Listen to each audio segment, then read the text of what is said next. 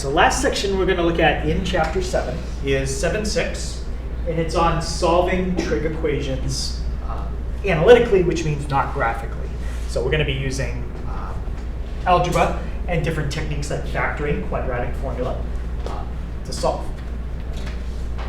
A couple charts I'm going to give you that are going to help us kind of like reference charts to get answers to these problems. So I already said some techniques we're going to use, factoring, writing everything with one trig function. So if your problem has a mixture of trig functions, that's going to make it harder because you've got more than one. So we're going to try to make it so we only have one. And the way we do that is we use identities. Okay, the identities that you'll see for this, you might see Pythagorean identities today, and nope, some are difference identities today, but you will see the double angle identities. Okay, there's one question we're going to do kind of towards the end. That problem right here, this is a double angle identity. And I know that because it's got a 2 times x on the left.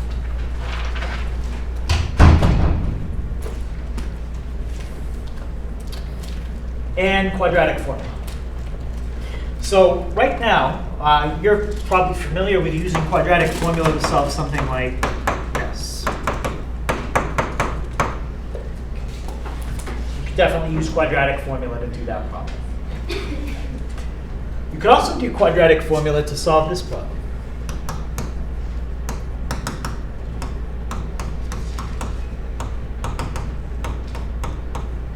There isn't really a difference between the equation on the left and the equation on the right when you go to solve them. It's 3 times something squared plus 8 times something minus 7. Yeah, the something is different, but you can still use quadratic formula to do it.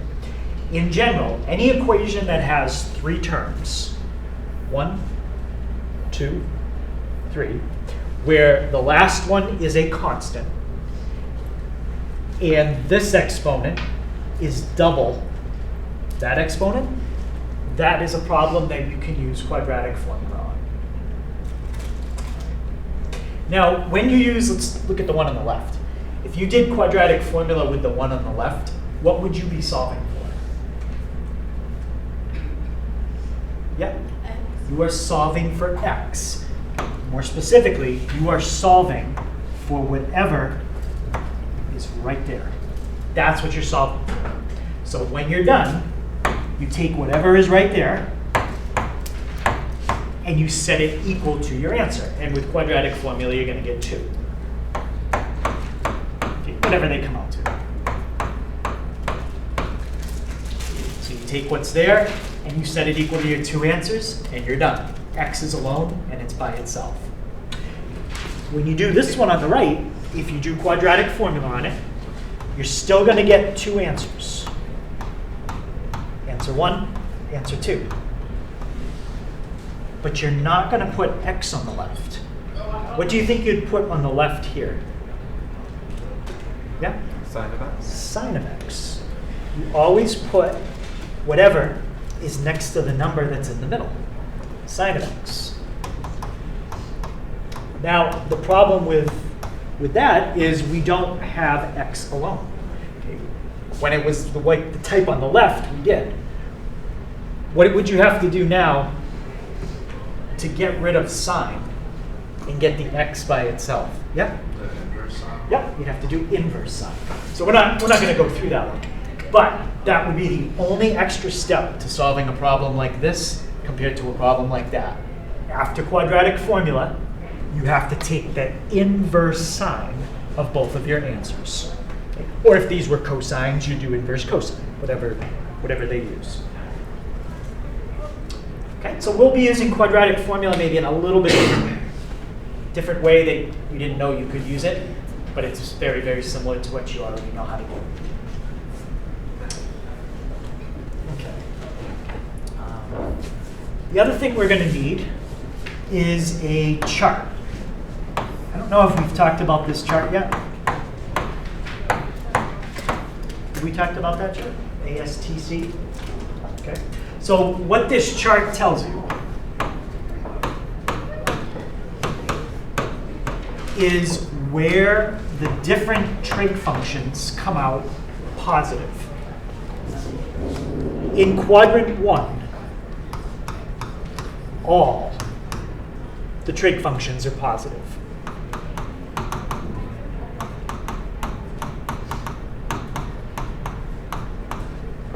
The sine, the cosine, and the tangent. They all come out positive in quadrant 1. How do you know if you're in quadrant 1? Well, you've got an angle between 0 and 90. Okay. In quadrant 2, there's only one trig function that comes out positive. Which one do you think it is? Yeah? Sine. Yep. So sine is positive. Everything else is negative. The cosine is negative. The tangent is negative. Okay. In quadrant 3, the only trig function that comes out positive is tangent. Quadrant 3 are the angles between 180 and 270. So if you pick any number between 180 and 270 and take the tangent of it, it will come out positive. The sine will come out negative, and the cosine comes out negative. In quadrant 4, the angle, which trig function would come out positive? Cosine. Everything else is negative. Sine is negative, tangent is negative. Why do we have to know where the trig functions are positive versus negative? Well, you'll see. Okay, so that tells us where each trig function is positive. Okay, next thing. Let's look at this. I'm going to draw a triangle like that. That angle right there, from here to here, that is called a reference angle.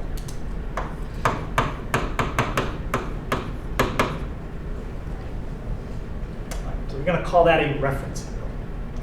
What I want to do is I want to mirror image this triangle into all 3 other quadrants and figure out the formula to find the angle. So I'm going to show you what I mean. Let's mirror image that into quadrant 2. When I mirror image it, did I change the size of this angle right here? No. Still the same size angle.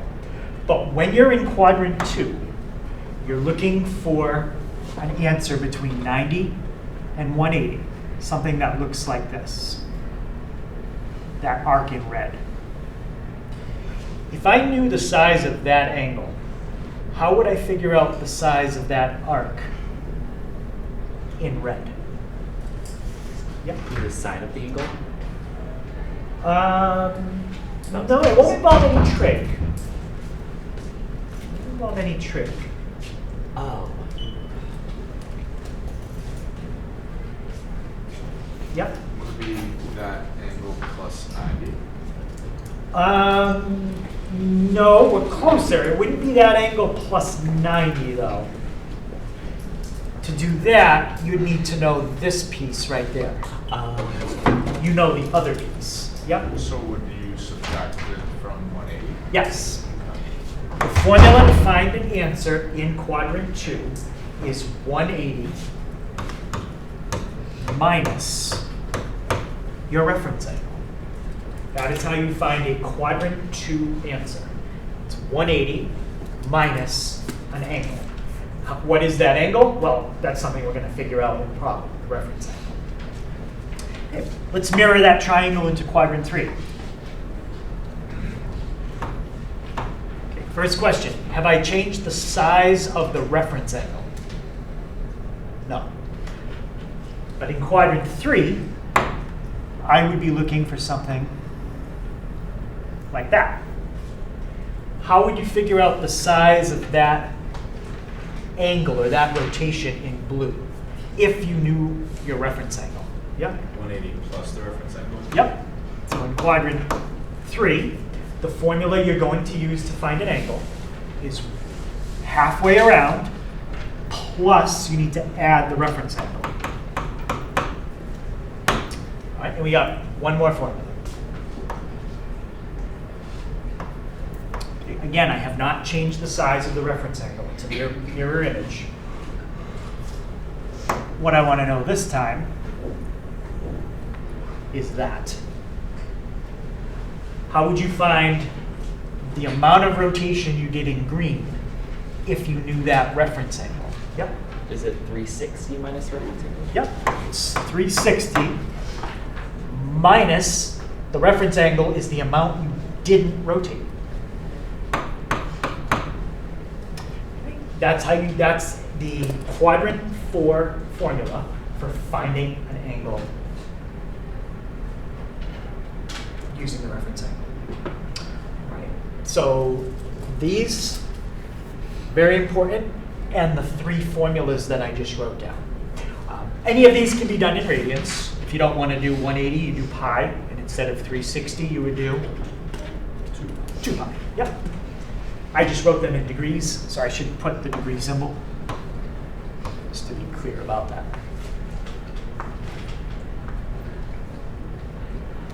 Okay, so we won't go through that whole chart again for every problem. We're just going to use that now when we need it, if we need it, to solve problems.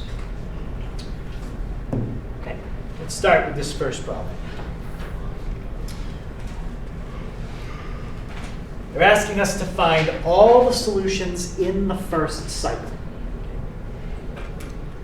When you graph a trig function, does it have more than one cycle? Yeah. When you graph it, it's Yeah. not supposed to have one cycle. Well, I mean just in general. Like if you were to graph that whole function, is there more than one cycle to it? Yeah. Yeah, there's infinitely many cycles. The point to this problem is only to find the answers in the first one. Right? They don't care about answers after the first cycle or before the first cycle. Just the first cycle. So what that means is we don't need to put plus the period times n. Remember we did that before when we indicated that something repeated.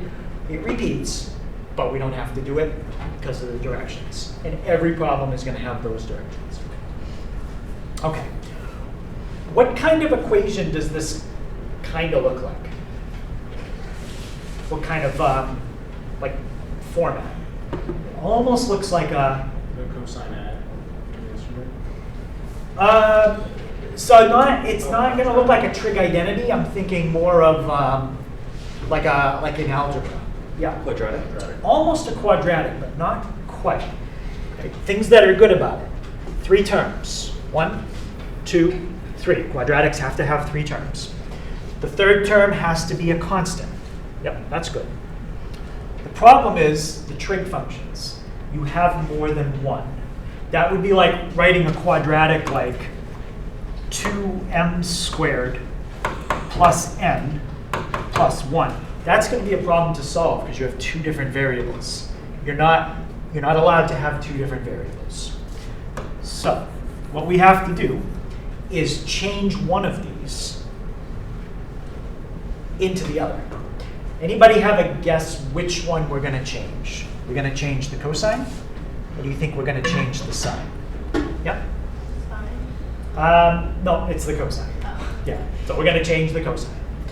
When you are trying to figure out which one to change, you always change the one that is squared. Always. You always change the one that is squared. The reason you change the one that is squared is because we have a whole group of identities for working with things that are squared. Does anybody remember the name of the identities that had exponents of 2?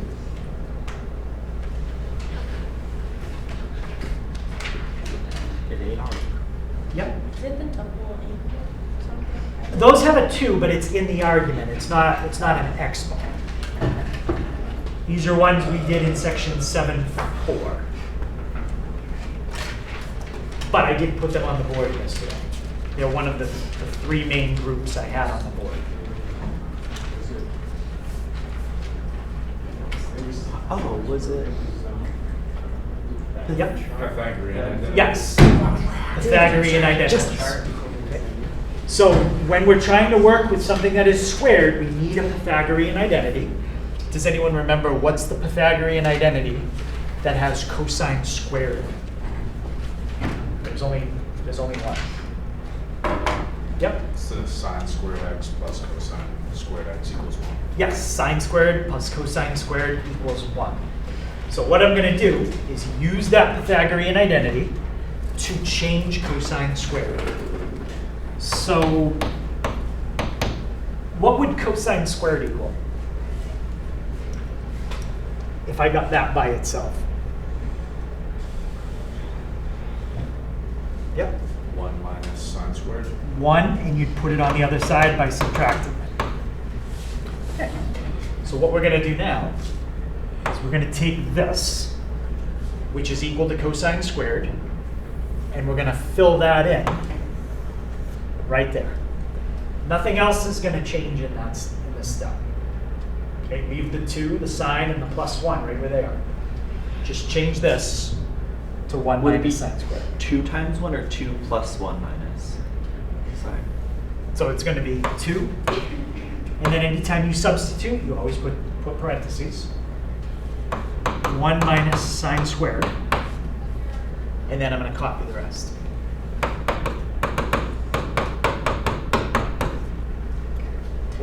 Any question on the first step? Yep. So we did that to try and turn it into sine. Right. We want everything to be sines, and now we have everything as sines. There's a sine squared, that's fine. We need sines. Okay. Anyone have a thought what we're going to do next on the left-hand side? Yep. Distribute. Yep. We're going to distribute the 2. So that's 2 minus 2 sine squared x. All right.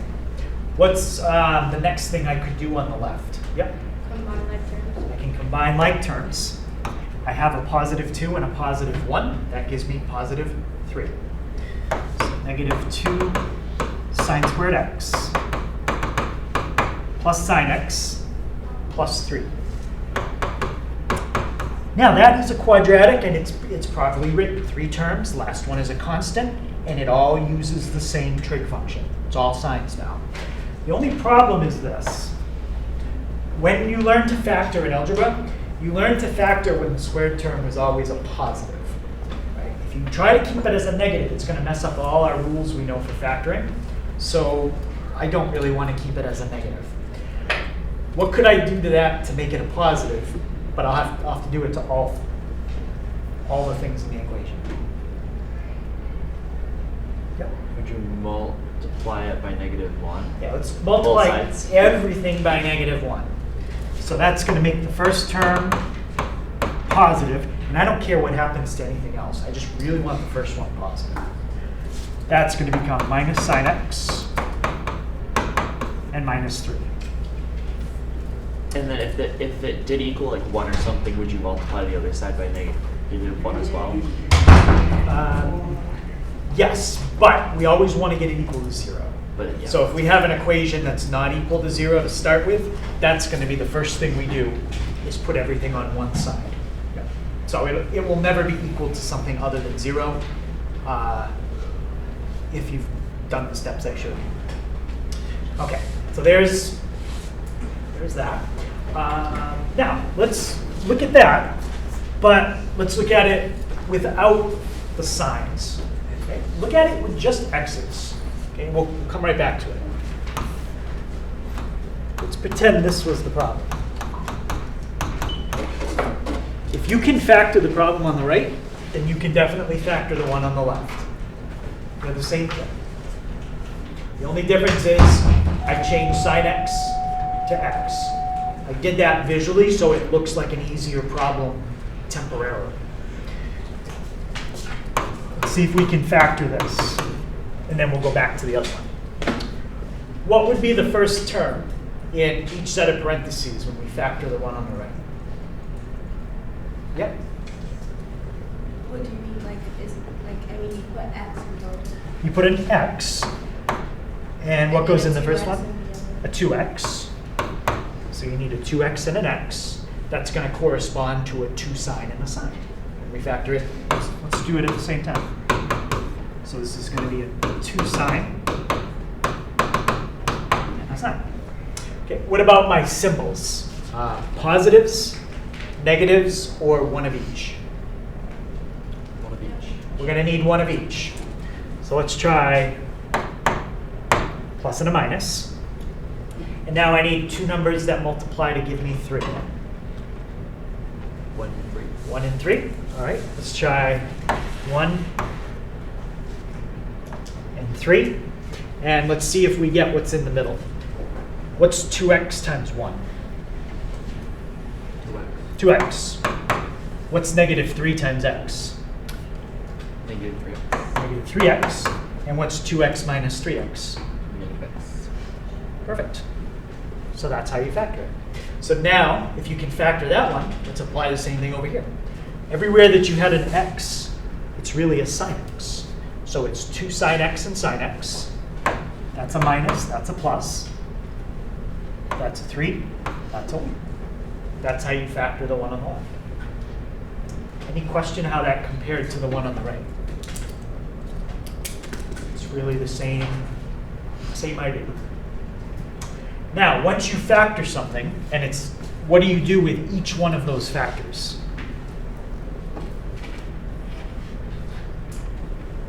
Yep. Set it equal to 0. Set each factor equal to 0.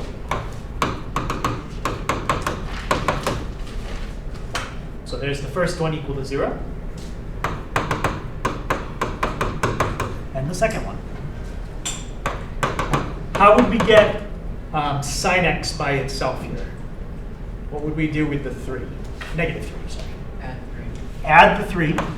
And what would we do with times 2? Divide by 2. Divide by 2. Okay, let's go back to this one and get sine by itself. How would you get the sine by itself with the one on the right? Nico? Subtract by 1.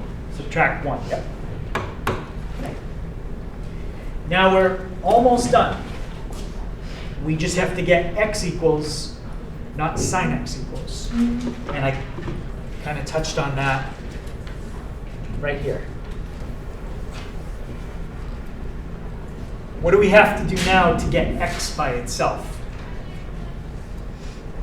Yeah, To the inverse yeah. Take the inverse of sine. of sine. Now, I want to think a little bit about this chart. What trig function are we working with right here? Yep. Sine. And sine is equal to, what kind of number is 3 over 2? Positive or negative? Positive. I'm looking for where the sine equals a positive value. What 2 quadrants does sine come out positive?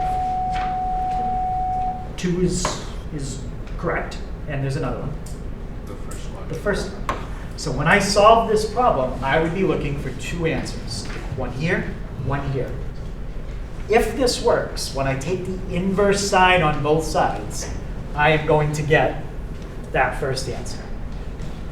Caleb, can you just wait for... I gave Diego is like 6 minutes. I've only like 20 minutes. Okay. So we got to figure out what the inverse sine of 3 over 2 is. Let's try it. So, and I'm going to do this, I'll do it in radians. Inverse sine of 3 over 2, it says domain error. Why did we get a domain error? Yeah? Is it because you're radians? No, it doesn't have to do with the fact if I wouldn't radians or degrees wouldn't matter for this, for why I get this error.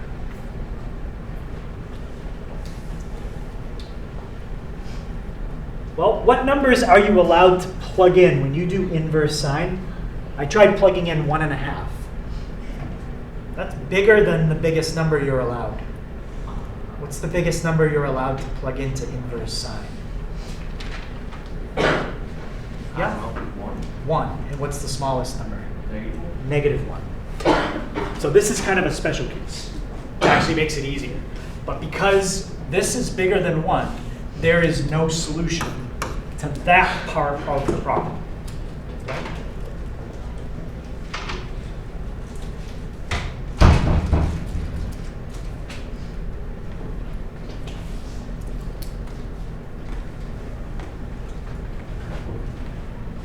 There's no solution to that part of the problem. If there had been a solution, then we could have gone through this chart, and I would have shown you the rest. The next one will have a solution. All right, let's look at this one. What do we have to do to get x by itself there? Yep, inverse sine. So let's do it again. Inverse sine of -1, and it gives me, well, let's do it in degrees first, and then I'll change to radians by hand. Okay, if you're gonna get a nice answer, you always get a nice answer in degree mode. So we'll do every problem in degree mode first, and then I'll change to radians by hand. Okay, -90. What's -90 the same as? In degrees. Yeah. Would that be 270? Right. Why am I not writing -90 down?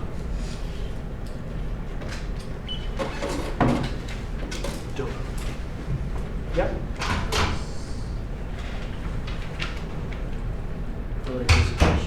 Right. Why the calculator gave me -90 as the answer? Why am I not going to write that down? Yeah. I'd say because they're all positive. Like, The directions specifically say, 0. yeah, so 0 positive. to 0 to 2 pi. Yep. So you can't write -90. That would be wrong. So when you get a negative answer, if the directions say don't write negative answers, which is what those directions say, you have to add 360 to your answer to make it positive. Yep. So if it said from like -2 pi to 0 for the period or like for the viewing window, and you got -90, that would be a valid That would be answer 'cause fine, it's yep. in the viewing window? Right. Okay. By giving -90, you're giving me the correct answer in the wrong cycle. You're one cycle too early. They want 0 to 2 pi. So I'm going to add 360 to that -90. That gives me 270. Or when I convert to radians, 3 pi over 2. So I'm going to put the word or. Those are the same answer. One's degrees, one's radians. Okay, I'll show you both. And that's it. So for this problem, there was only one answer. 3 pi over 2 radians.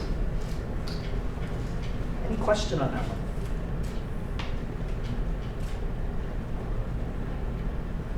All right. Let's try this one. Again, the directions, I'm going to make sure it always says 0 to 2 pi. Because this time, they left it kind of open-ended.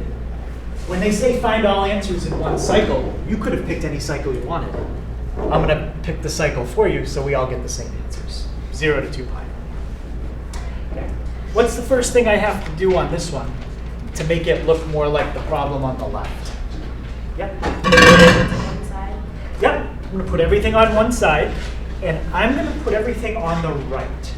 Now, when I put it on the right, what's going to happen to the squared term? It's going to become negative. And you might remember I said, wait, we don't want the squared term negative, but watch what happens. So let's subtract it to the right. The 1 and the plus cosine is going to stay right where they are. Okay. What's wrong with that to be able to use quadratic formula or factor it? Yep. They're not the same trig function. Right, we don't have the same trig function. So we're going to use that identity that we used before. And we always fix the one that is squared. That's the one we always want to fix. So you're no longer going to put sine squared. Everything else will stay the same. What can I plug in for sine squared?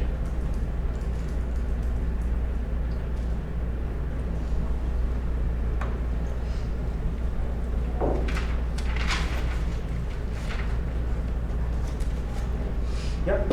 1 minus cosine squared. 1 minus cosine squared. Yep. Now we'll distribute like we did last time. And what's going to happen to the squared term when I distribute?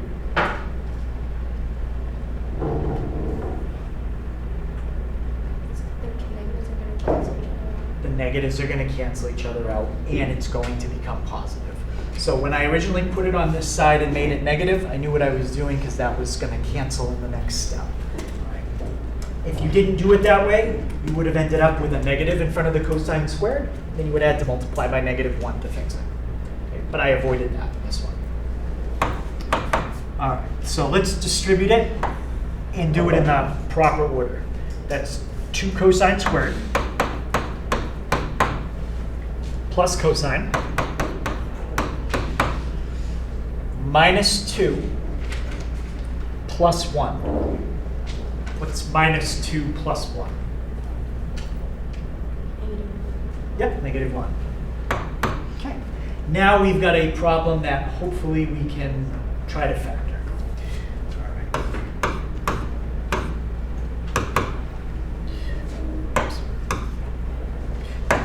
All right. Anybody think they see what the first term is going to be in each set of parentheses?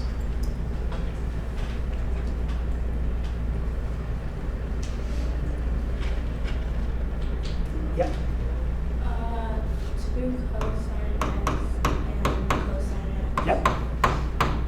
If you were doing this with just x's, it would be like an x, 2x squared and an x. I'm sorry, a 2x and an x. This is a 2 cosine and a cosine. What about my signs here? Positives, negatives, or one of each? Yep. Would be negatives. Well, if you do negative, what's a negative times a negative going to give you? That's not going to work. So it's both. So, yep, we need one of each. Let's try a negative and a positive. And 2 numbers that multiply to give us 1. Well, just 1 and 1. Okay, let's check it. What's 2 cosine times 1? 2 cosine. What's -1 times cosine? What's -1 times cosine? Negative cosine. Negative cosine. And what's 2 cosine? Take away 1 cosine. Cosine. 1 cosine. That's exactly what we wanted in the middle. So we did factor it correct. What do we do with each factor now? Yep, set them to 0. Okay. When I set it to 0, I also usually get the trig by itself at the same time. So if you set this equal to 0 and then get cosine alone, what would be on the other side?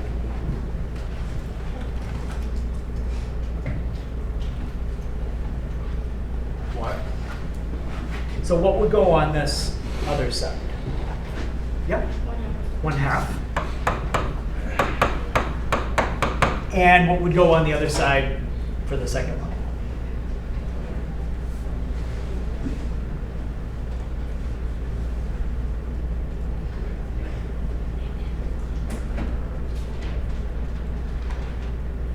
Yep, -1.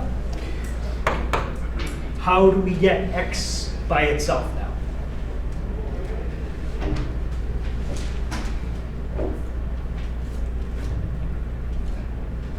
Yeah. You rolled 1 inverse cosine? Or no? Wouldn't it? No, we can't add, subtract, multiply, or divide in the next step. Right. You can only add, subtract, multiply, and divide if you're trying to get rid of a letter or a number. We're trying to get rid of a function. Yep. Multiply by inverse. You can't add, subtract, multiply, or divide in this step because you're not trying to get rid of a letter or a number. You're trying to get rid of a function. Yeah. You don't take the inverse cosine? Yes, take the inverse cosine of both sides. There is no multiplication anywhere in that problem. No. So take the inverse cosine on both sides. Those two will cancel each other out. And we get x equals inverse cosine of 1/2. Okay, let's do that in degrees. Inverse cosine of 1/2. And I get 60 degrees. Okay. Now, anytime we do this, if you get an angle that's not on an axis, you've got to think about that ASTC chart. What trig function are we dealing with in this part of the problem? Yep, Cosine? cosine. And we're looking for where cosine equals what kind of number? Positive. Positive. Where are the two places that cosine comes out positive? The first quadrant and the fourth quadrant. First quadrant, fourth quadrant. Already have the first quadrant. X is 60. Now we need to get an answer in the fourth quadrant. So now we have to remember the formula for the fourth quadrant. It has something to do with a reference angle, which we already have. 60 is the reference angle. What's the formula in the fourth quadrant? Yeah, 360 minus 60. 360 minus the reference angle. If you're not sure that 300 is right, plug it in and take the cosine of it and see if you get a half. If you do, then you know that it is correct. Cosine of 300 is a half. Cosine of 60 is a half. Those are the two answers we just got that equal 1/2. Okay, I'll change them to radians after. So x equals 60 and 300? Yep. Is it? And what do we have to do to get cosine by itself in the part on the right? Yep. Take the inverse cosine. Take the inverse cosine again. And we get 180. Those are the three answers to the problem. Only thing they wanted is they did say radians by the way the period is written. Yep. Why Why do we get two answers for the first half on the left, but then only one on the right?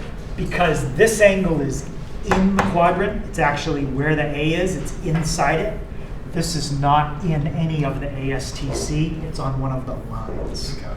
So when it's on one of the lines, you don't have to worry about this diagram. So if it isn't on the lines, then you do the thing with Yes. the like adding and subtracting. Okay. Yep. If it's And not then on the lines, you gotta do the ASTC. Yep. How do you know if it's going to be no solution? Well, you type it in and you would get an error. You just have to type it in to know. Yeah.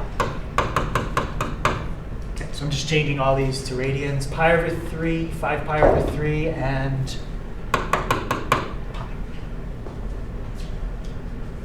Yes? To go from radians to degrees, you multiply 180 and then divide it by pi. So we're going from degrees to radians. Yeah. But you want to multiply by pi and divide by 1/8. Yeah. Any question on that? Okay.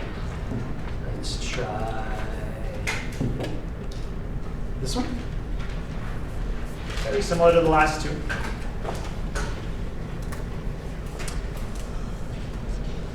Now, this one doesn't have anything squared in it, at least it doesn't look like it does. But what trig functions did we always change things to if we didn't have these trig functions to start?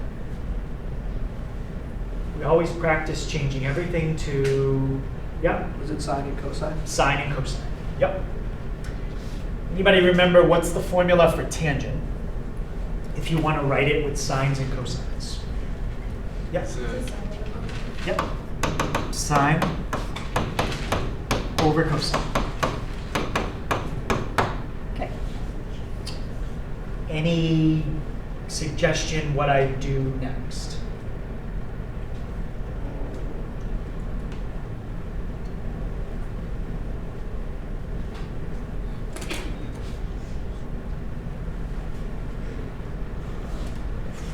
Yep.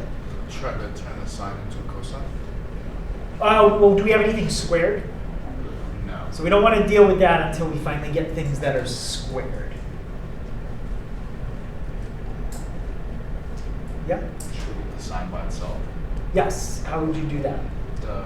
Multiplied by cosine on both sides. Yeah. We don't want a fraction. Fractions make things more complicated, so get rid of the fraction.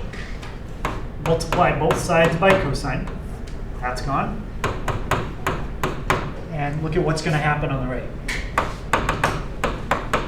That's 3 cosine squared x.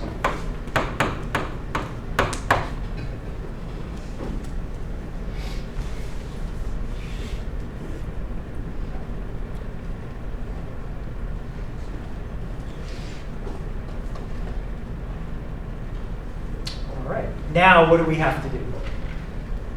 Yep. Why didn't you change like the cosine squared x into sine? Not yet. Something we want to do first. We're going to do that eventually. I guess you could do it first, but something else I want to do right before that step. Yeah? Set it equal to 0. Yeah, get it equal to 0. Put everything on one side. I'm going to put everything on the left. And again, you might be like, why is he making the cosine squared negative? But remember what happened last time. So put it on the left. Is there a way to know, or is it just because you have done the equations? I guess just after doing it a few thousand times or so. Yeah. I just know I'm going to substitute something for cosine squared that has a negative, and a negative times a negative is a positive. All right. What can we substitute for cosine squared?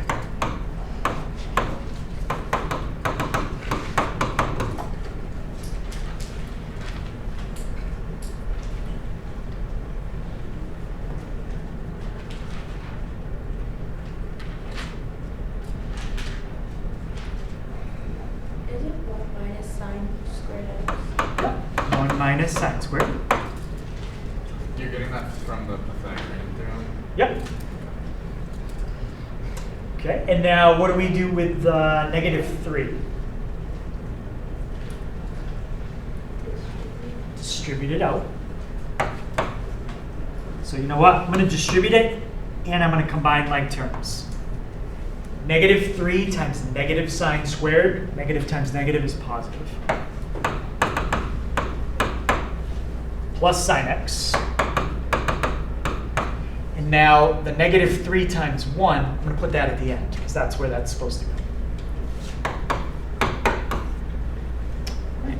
So now we have it as a quadratic in the proper format. And you could try to factor it, but this one does not factor. So what else can we do? How do you know? I'm just looking at it, and I can tell you're not going to be able to try to do something like,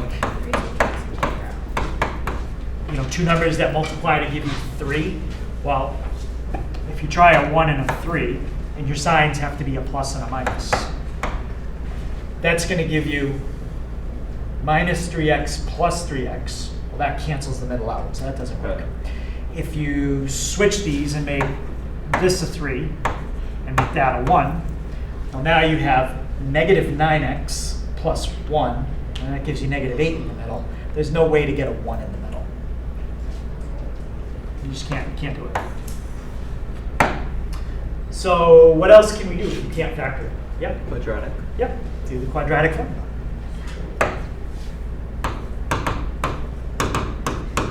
What's A? A is 3. Yep. What's B? 1. And what's C? -3. Perfect. Let's plug it all in. So negative B plus or minus the square root of B squared times 4AC, all divided by 2A. Well, I'm subtracting a negative. So when you subtract a negative, it becomes positive. And what's 4 times 3 times 3? 36 plus 1. 37. Now, if you were doing an algebra problem, that's it. You're done. You just say that equals x. But in our case, what does that equal? Doesn't equal x. Sine x. It equals sine x. It's always what was in the middle. So I'm going to write that as 2 separate problems. Sine x equals -1 plus the square root, -1 minus the square root. And what do we have to do on each one to get x by itself?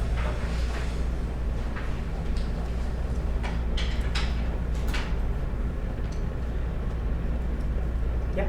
Inverse sine times both sides. Yep, inverse sine. Because this didn't factor, we're really likely to not get a nice answer.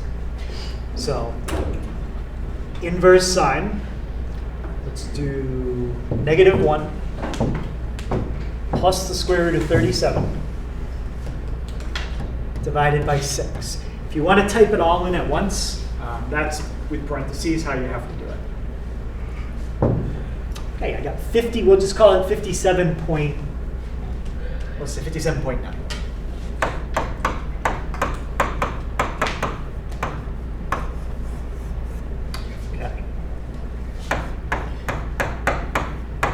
Is 57.9 on an axis?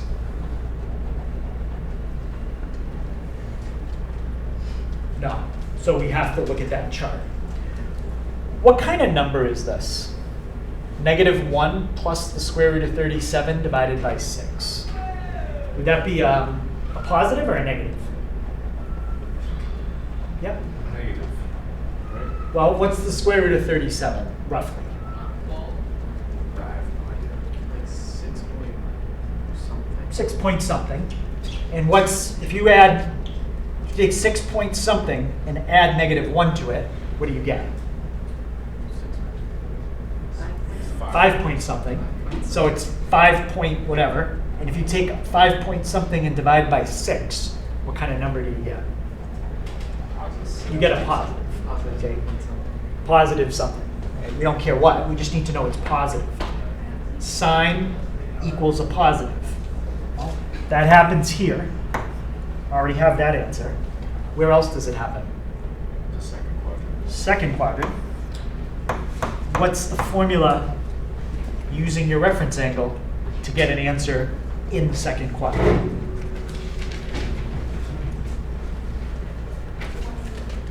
Yep, 180. Minus 57. Yep, so I can just do 180 minus the last answer I had on the screen. 120, we'll call it 122.1. I'm only rounding to one decimal place because of all the nines, the way that happened. All right, now let's try the same thing over here. I can just press second enter, and all I have to do is change plus root 37 to minus root 37. Well, we can't do that. Think about what this would be. This is 6 point something.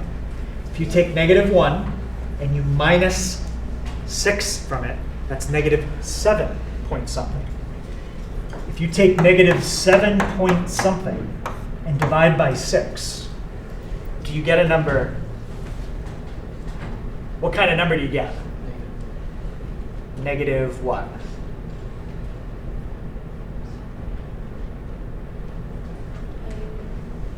Just roughly, -1 point something. Well, that's a problem. The smallest number you're allowed is -1. This, if you're thinking of a number line, all the numbers you're allowed to use are in here. This is -1 point something. It's out over there. It's beyond -1, which is why that didn't work. Okay. So we don't have to worry about any answer from that part of the problem. Those are your only answers for this one. Okay, so that's a pretty standard kind of problem, a quadratic. Whether you can use quadratic formula or factor. Well, that depends on the problem, but factoring is, I'd say, generally faster. But the numbers have to work out nice. Just 2 questions about this one. I'm not going to solve it, but the first thing you have to do is get it equal to what? 0. 0, and then you're always substituting for the one that is squared. Yep, but there wouldn't be anything different about this problem than the previous couple.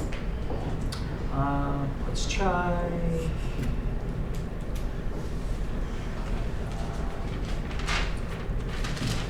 Let's try this one.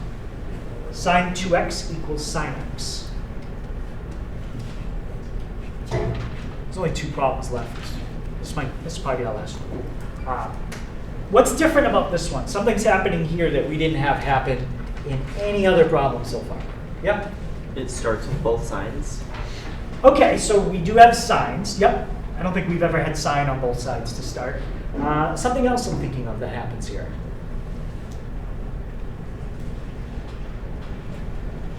This is the first time today this has happened. Yep. There's a number in front of that. There's a number in front of the x. That completely messes it up.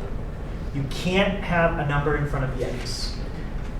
Is there a way or something we can change sine 2x to so that there is no 2 right there?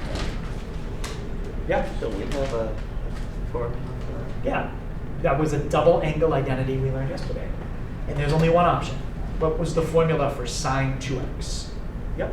2 sine theta cosine theta. I'm just going to use x's because that's what they used, but yes, 2 sine x, cosine x. Okay. What would you do next? Yep. And all terms on one side and make it equal to 0. All the terms on one side and make it equal to 0. Let's put everything on the left.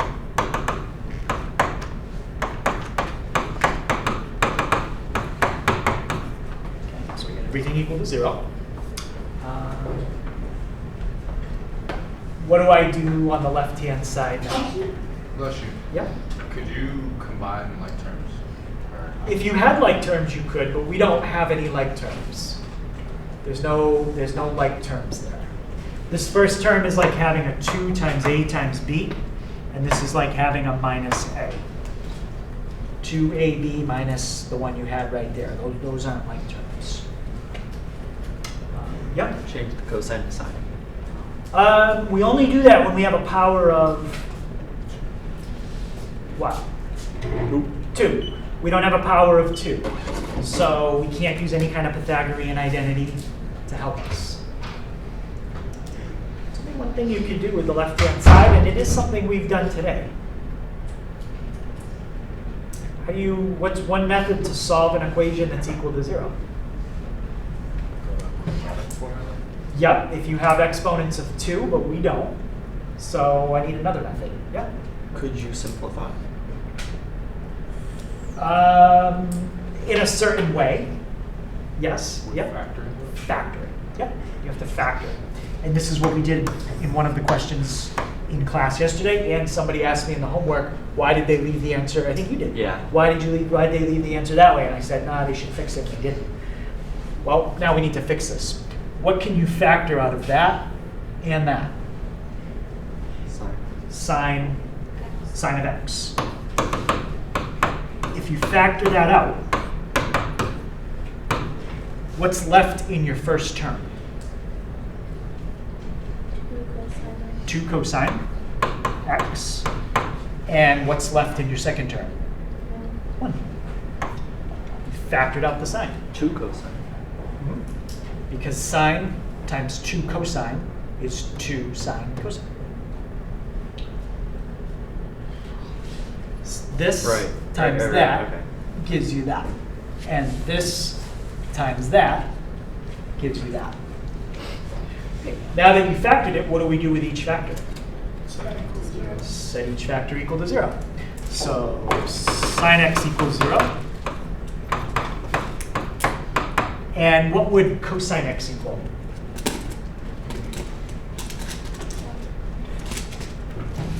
Yeah. 1/2. You have to add the 1 and divide by 2. We've already done cosine x equals 1/2. I just have to find where we did it. Right here, cosine x equals 1/2. We got answers of pi over 3 and 5 pi over 3. So you'd have to do exactly what we just did. That was on number 15, page 423. So I'm just going to write these two answers down. Pi over 3, 5 pi over 3.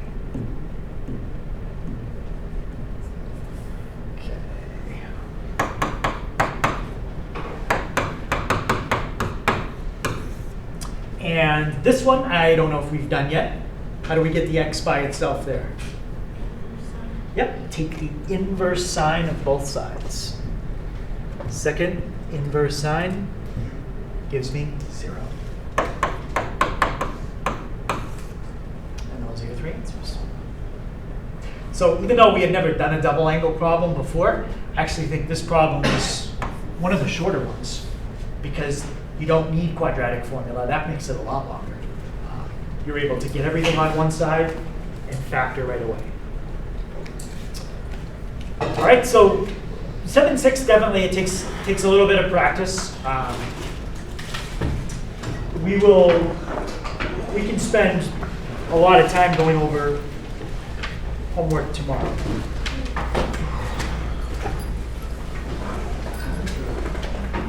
Okay, in the homework, every problem that I gave you in class today, I started you here, and you had to go through every step. The first 10 questions in the homework either start you at this step, and then all you have to do is one thing, or they start you at this step, and all you have to do is two things. So the first 10 questions have already done all of that for you. They're starting you off in like the last 25% of the problem. They've already done 3/4 of it. So I don't want you to think that every question in the homework is a full problem. I think 13, 14, 16, and 19, they are. Those are full problems. Let me just make sure those are okay. 13, 14. We're going to just skip 19 though.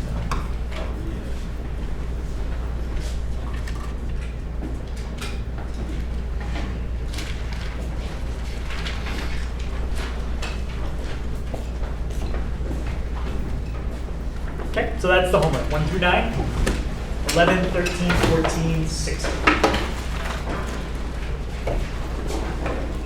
Okay, and a reminder, I will be after school tomorrow. I know normally I do Thursday, but this week I'll be after on Wednesday.